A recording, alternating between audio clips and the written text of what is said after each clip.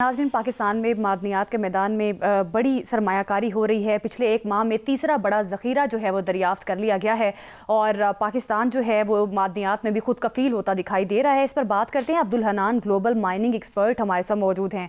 अब्दुल हनान साहब, शुक्रिया आपके वक्त का। किस तरह से देख रहे हैं, बहुत बड़ी कामयाबी है पाकिस्तान के लिए, एक माह में तीसरा बड़ा ज़ख़ीरा दरियाफ़्त कर लिया गया है, इसकी डिटेल्स क्या हैं, इस बारे में बताइएगा। Thank you Zainab. देखें, ये सेम फील्ड है बरगज़ई X1 जिसमें ये तीसरी डिस्कवरी है। और होता ये है कि जब एक वेल में कोई नई फाइंडिंग आती है तो एक ही वेल में डिफरेंट लेवल पे डिफरेंट रेजर्वायर लाई कर रहे होते हैं। सबसे पहले यहाँ पे जो डिस्कवरी हुई थी वो ट्राइगेसिक एज में कंगैली फॉर्मेशन में डिस्कवरी हुई थी। उसके बाद इससे जो यंगर यूनिट है जुरासिक एज दत्ता फॉर्मेशन। अभी रिसेंट इन्होंने रेजर्वायर जो ब्रेक किया है वो जुरासिक एज के समानांतर फॉर्मेशन है, और जिसमें तकरीबन 8.15 million standard cubic feet of gas है, और इसी तरह तकरीबन 33,000 to 3,100 barrel oil per day है।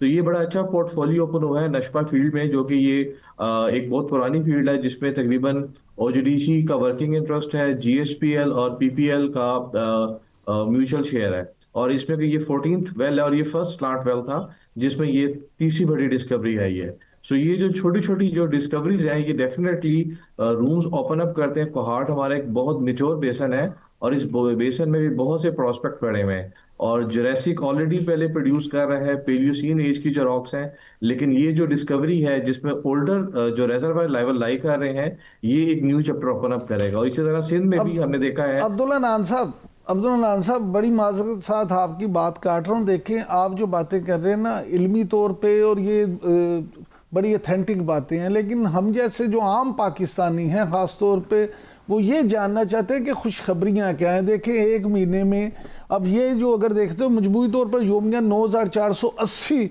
बैरल खाम तेल हासिल हो रहा है इनसे, और उसके अलावा फिर हर महीने 4-5 कामयाबियाँ मिल रही हैं, खुशखबरियाँ आ रही हैं।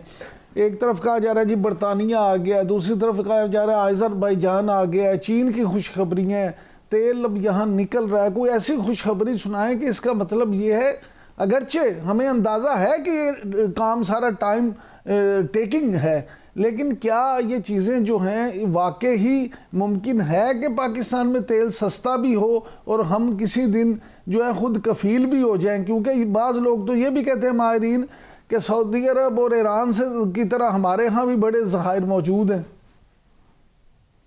बिल्कुल। देखें, खुशखबरियां तो मिलती हैं टाइम के साथ साथ, लेकिन प्रैक्टिकली अगर देखा जाए हमारे कुछ ऐसे रीजन्स हैं जिसमें एक ऑफशोर का रीजन है जिसपे तमाम ऑयल एंड गैस कंपनी इस वक्त वर्किंग इंटरेस्ट के साथ काम कर रही हैं।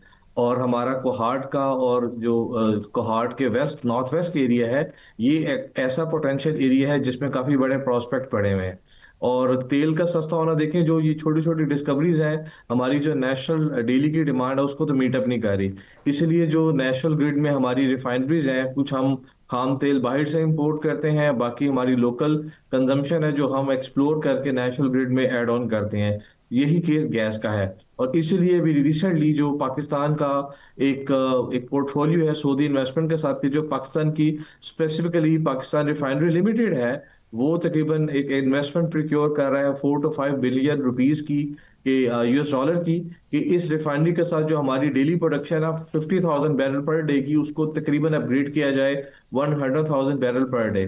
और इसमें जो पेट्रोलियम मिनिस्टर हैं इनकी जो बात हुई है, और ये बेसिकली हमारी क्रूड की प्रोसेसिंग को इंक्रीज करेगा। तो अगर हमारा क्रूड ऑयल की डेली प्रोडक्शन मीटअप होती है, ये एक पॉइंट है कि जिसमें आने वाले टाइम में और जिस तरह डिस्कवरीज हो रही हैं हाइड्रोकार्बन की ग्लोबल मार्केट में, जो प्राइस है वो कम हो और हमें कुछ इस तरह का एक लेवरेज मिले आवाम को कि ये इसकी प्राइसेस कम होगी। क्योंकि आने वाला जो टाइम है उसमें देखें सारा काम हो रहा है कि जो एनवायरमेंट फ्रेंडली है, जिसको यूरो वी कंप्लायंट फ्यूल्स कहते हैं, उससे जाहिर अफसर पाकिस्तान को फायदा होगा। हाँ जी, लेकिन प्रेसिडेंट ट्रंप तो ये कह रहे हैं कि वो $35 तक तेल की कीमत ले आएंगे। तो अगर $35-40 तक हो जाता है तो इससे पाकिस्तान को कितना फायदा मिलेगा? और डिवोर्स मीटिंग के में खिताब करते वज़ीर-ए-आज़म शहबाज शरीफ ने भी कहा है कि मादनियात के शोबे में बड़ी सरमायाकारी हो रही है। तो ये भी बताएं कि पाकिस्तान में मादनियात में कहाँ और कितनी सरमायाकारी हो रही है, इस बारे में भी कोई डिटेल्स हैं तो वो भी शेयर करें हमारे नाज़रीन के साथ। बिल्कुल। देखें, प्रेसिडेंट ट्रम्प का ने जो बेसिकली वेनेजुएला के साथ जो भी मसला है, one of the largest crude producing है, और यूएस की जो इंपोर्ट है वो उसकी एक अपनी इंडिजीनियस हाइड्रोकार्बन का रिसोर्स है, फिर कैनेडियन मार्केट है, वेनेजुएला है। तो आने वाले टाइम में डेफिनेटली उन्होंने एक वर्किंग की है, वो तो उसको मीटअप करेंगे। पाकिस्तान के हवाले से जैनब, हम देखते हैं कि अभी रिसेंटली चाइना जो है वो लुक फॉरवर्ड कर रहा है कि इस सेक्टर में आने के लिए मूव कर रहा है, और जो चाइनीज सेक्टर है वो माइनिंग में, जेमस्टोन में बहुत बड़ी इन्वेस्टमेंट को प्रिक्योर कर रहा है, जिसमें पाकिस्तान के जो हमारे हारून अख्तर साहब हैं, इनकी मीटिंग हुई है चाइनीज मिनिस्टर फॉर कॉन्स्टेंट के साथ, जिसमें बायलेटरल इकोनॉमिक ग्रोथ की बात हुई है, कॉर्पोरेशन की, जिसमें एक्सपोर्ट पे स्पेसिफिकली। अच्छा अब्दुल्ला अदनान साहब, ये भी इस पे चाइना ने की आपने बात की, तो ये फरमाइएगा कि एक तो ये कह रहे हैं कि सी पैक 2 जो है वो सी पैक 1 से कुछ 10 गुना बड़ा है, लाखों नौकरियां जो हैं वो भी निकलेंगी, और दूसरा ये खबरें हैं कि चीन जो है वो अनकरीब पाकिस्तान में 10 अरब डॉलर की इन्वेस्टमेंट करने जा रहा है, और ख़ास तौर पे कानकनी और मादनियात जो है उस पर जो कुछ MOUs भी पहले साइन हो चुके हैं। तो अभी इस सेगमेंट से पहले जो आप बता भी रहे थे कि 28 तारीख को चाइना के साथ यहाँ इस्लामाबाद में जो कॉन्फ्रेंस भी होने जा रही है, तो आप क्या समझते हैं कि वाकई ही चीन की सरमायाकारी यहाँ गेम चेंजर साबित होगी इंशाल्लाह?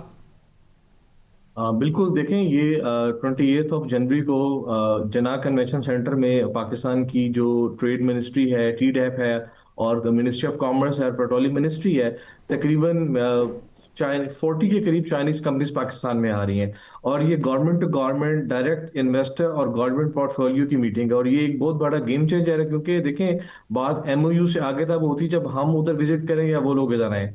तो 28 तारीख को ये जो मीटिंग होने जा रही है गवर्नमेंट बिहाफ पे, ये गेम चेंजर होगी, क्योंकि रियल मायनों में जो इन्वेस्टमेंट आती है उसमें जब कंपनीज इंडिजीनियसली इंटरेस्ट लेती हैं, उससे काफी चीजें होती है। इसमें आपको बता दें, कुछ कंपनीज ऐसी हैं जो कि टेक्नोलॉजी से रिलेटेड है, माइनिंग के शोबे में, कुछ ऐसी कंपनीज हैं जो कि एक्सप्लोरेशन के शोबे में हैं, और कुछ ऐसी कंपनीज हैं जो कि फैसिलिटेटर्स हैं। तो ये बड़ा एक गेम चेंजर सिनेरियो है इस वक्त ग्लोबल ट्रेंड में, जिस वक्त पूरी दुनिया, पाकिस्तान आप देखें, अमेरिका के साथ, कनाडा के साथ, सऊदी अरब के साथ, टर्की के साथ, जापान, फ्रांस, ऑस्ट्रेलिया। तो इस वक्त जो हमारा आने वाला अप्रैल में फ्यूचर मिनरल फोरम 26 है, तो ये बेसिकली उसी की प्रिपरेशन है। और पिछले एक साल में आपने देखा है कि बहुत ज्यादा गवर्नमेंट ब्रॉडर लेवल पे इन माइनिंग फर्म के साथ काम कर रही है। हमारे लोकल जो स्मॉल स्केल से लेके लार्ज स्केल माइनिंग कंपनीज है, वो बहुत ज्यादा मुतहरिक हो गई हुई है। हर डिपार्टमेंट जो है इस पे बहुत ज्यादा काम कर रहा है। तो पाकिस्तान ये तो जो एक ब्रॉडर लेवल फोरम पर हो अब रहा है काम 28 कर को। रही है इन माइनिंग कंपनीज के साथ, और पाकिस्तान, बरतानिया, कनाडा, इंडोनेशिया जो है, इस हवाले से मुआहदे भी पाकिस्तान कामयाब हो रहे हैं। बहुत शुक्रिया आपका अब्दुल हनान साहब, हमारे साथ मौजूद थे और हमें बता रहे थे कि आने वाले टाइम में जिस तरह से पाकिस्तान तेल और गैस के ज़ख़ीरे निकाल रहा है, इससे पाकिस्तान को आने वाले टाइम में, पाकिस्तान की मईशत को खासा फ़ायदा होगा।